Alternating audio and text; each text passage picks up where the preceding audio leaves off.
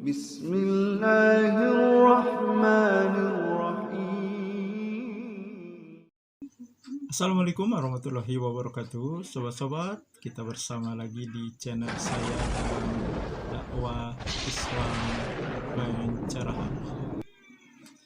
Sobat-sobat, baik yang pro maupun yang kontra dengan dakwah Islam pencerahan saya. Akhirnya Sani Uye merespon, mereaksi, menanggapi konten video yang saya upload berdasarkan video dari salah satu channel yang mengungkapkan kesalahan Sani Uye dalam membaca kitab kuning, sobat-sobat. Tadinya, sobat-sobat, saya menduga dia menanggapi konten saya yang berjudul Kelicikan dan Kecurangan Sani Uye dalam membaca kitab kuning untuk menggiring opini. Nah, ini konten videonya, sobat-sobat. Jadi saya kira tadinya dia mereaksi, merespon, menanggapi konten saya yang ini, sobat-sobat. Ternyata bukan, sobat-sobat. Ternyata konten saya yang ini yang dia tanggapi.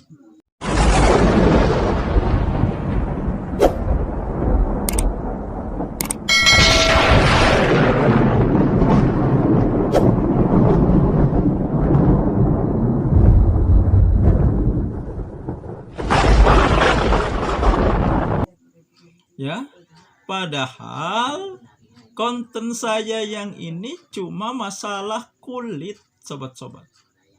Bukan substansi.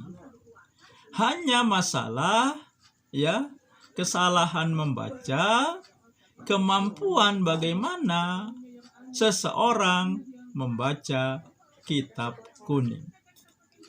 Nah, pertanyaannya, kenapa dia tidak menanggapi konten yang lebih substantif, yang lebih mengarah kepada isi, bukan hanya kulit seperti kesalahan membaca.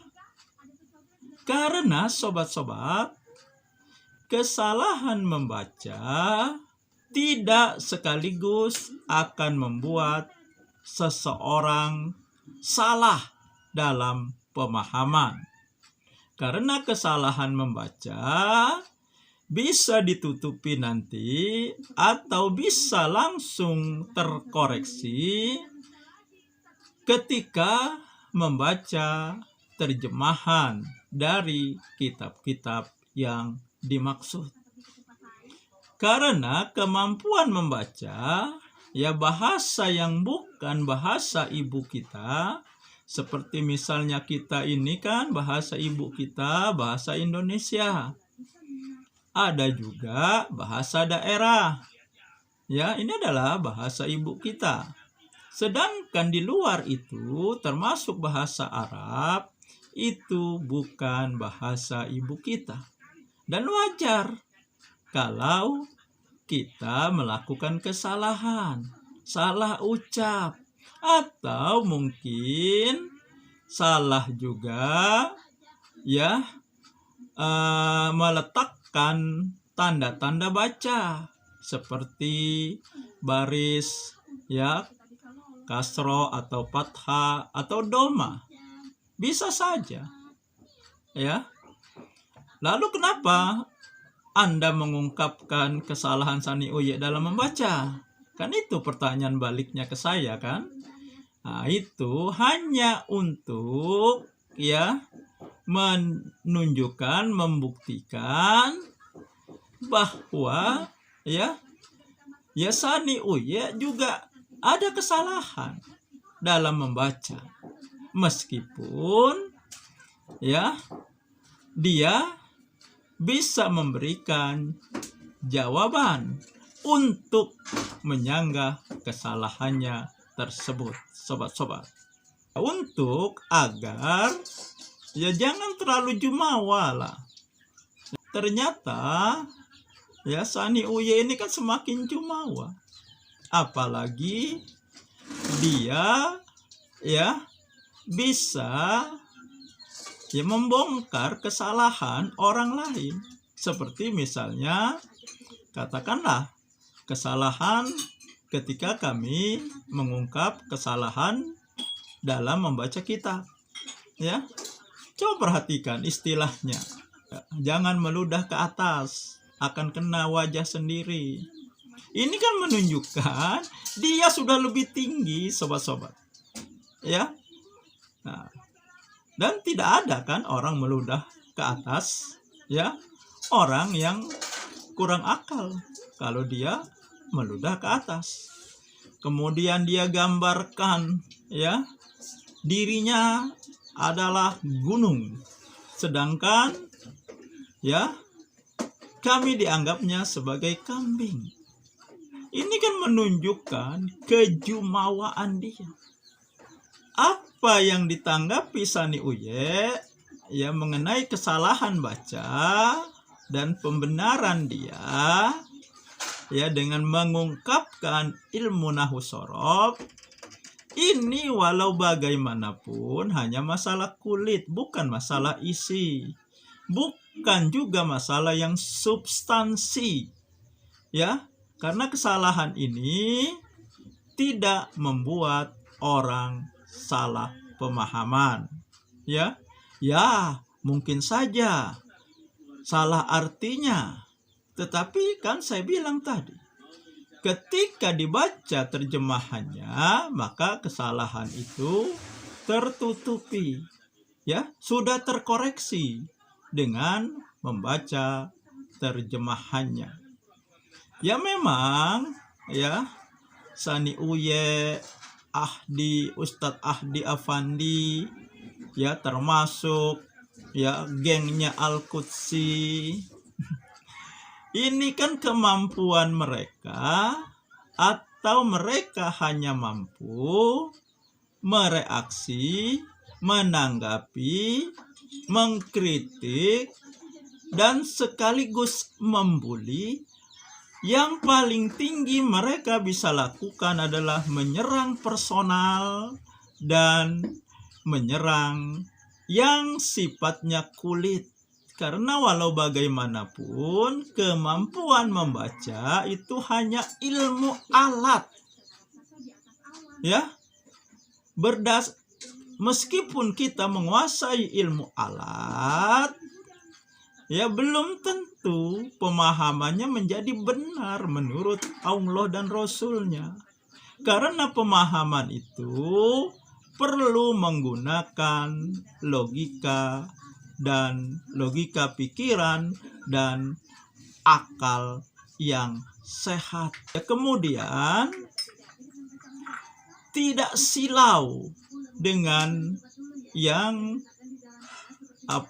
mereka yang disebut ulama, mereka yang disebut Habib, disebut Gus, Ustadz dan sebagainya, sehingga bisa keluar dari kungkungan taklid buta mereka. Nah ini, ya, jika kita mempunyai logika berpikir yang benar, akal yang sehat, dan tidak terpengaruh dengan siapapun, ya, meskipun ya dia ditinggikan, disanjung-sanjung sebagai orang yang berilmu, maka orang ini akan menemukan kebenaran Islam yang sebenar-benarnya sesuai dengan Allah dan Rasulnya.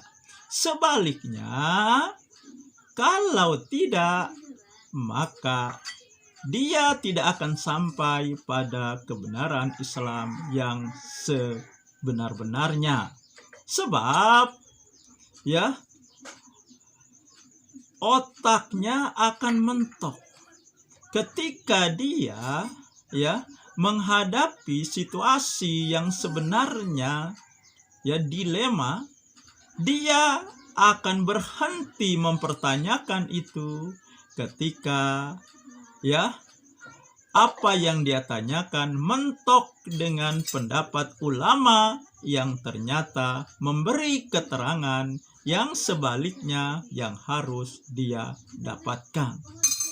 Misalnya sebagai contoh masalah bid'ah, sobat-sobat. Kenapa pemahaman bid'ah mereka menjadi rancu, menjadi serampangan, menjadi pukul rata? Ya karena ulama mereka, ustadz mereka, kiai mereka, gus mereka, habib mereka memberikan ya pemahaman bid'ahnya seperti itu. Mereka tidak membahas dengan jujur dan benar karena ingin mempertahankan amalan bid'ah ini.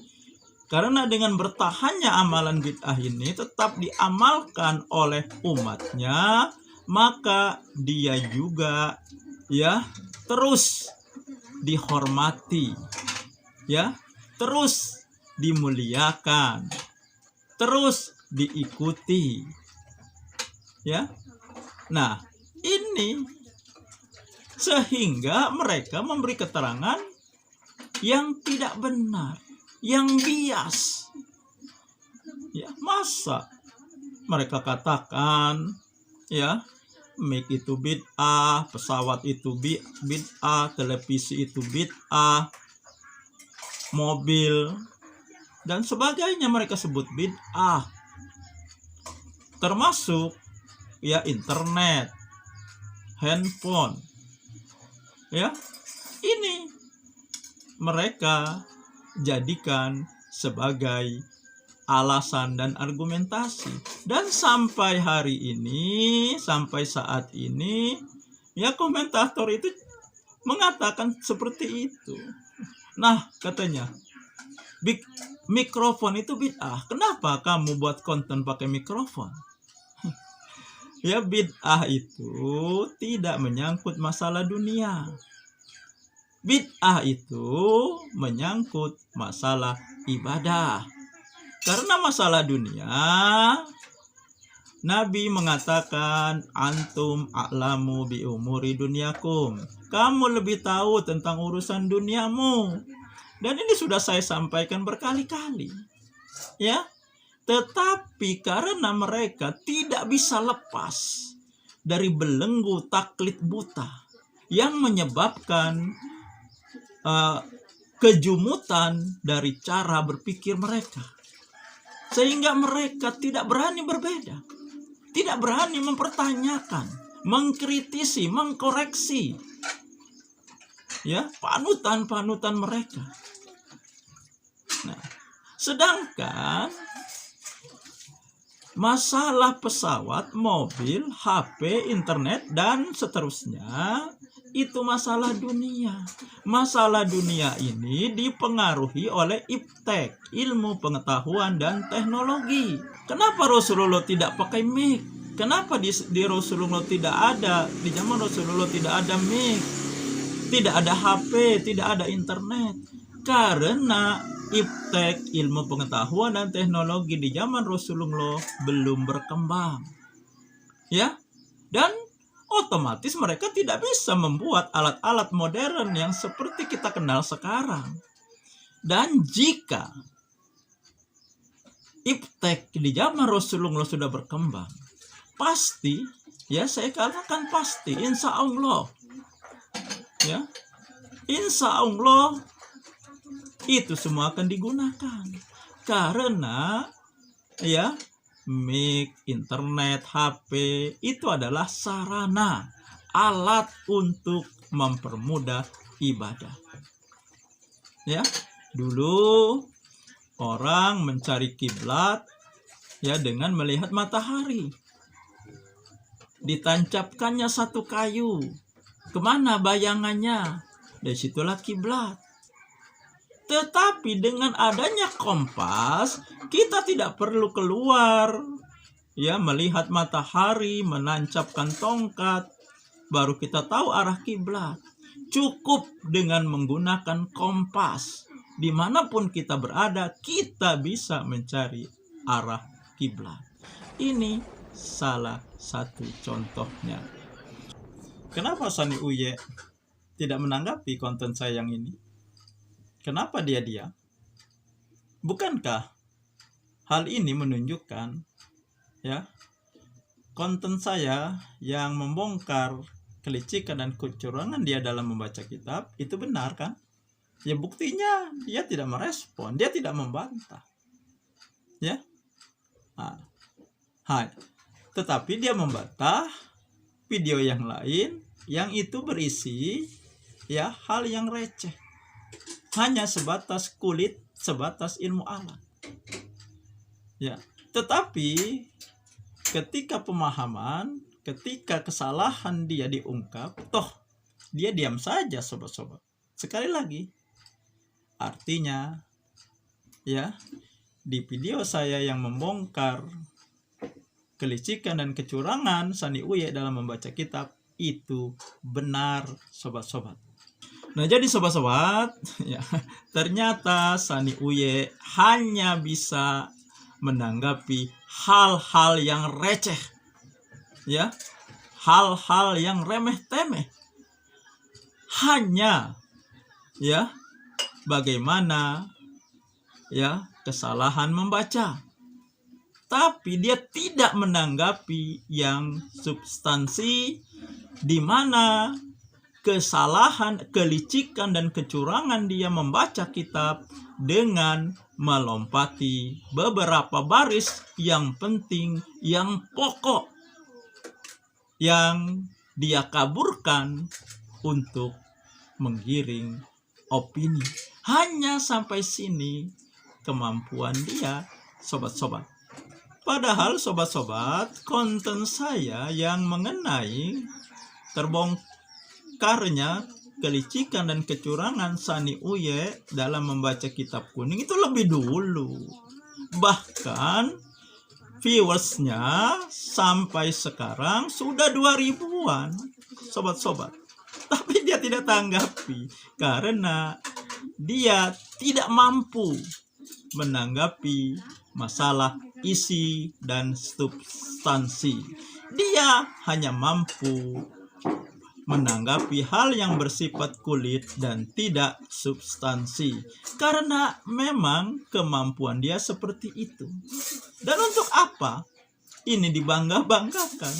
Dengan kemampuan ilmu alat, dia merasa unggul. Ya, saya akui dia unggul dalam hal ini, dalam masalah kulit, dalam hal nahu sorot. Akan tetapi dalam masalah substansi, masalah isi, dia, ya,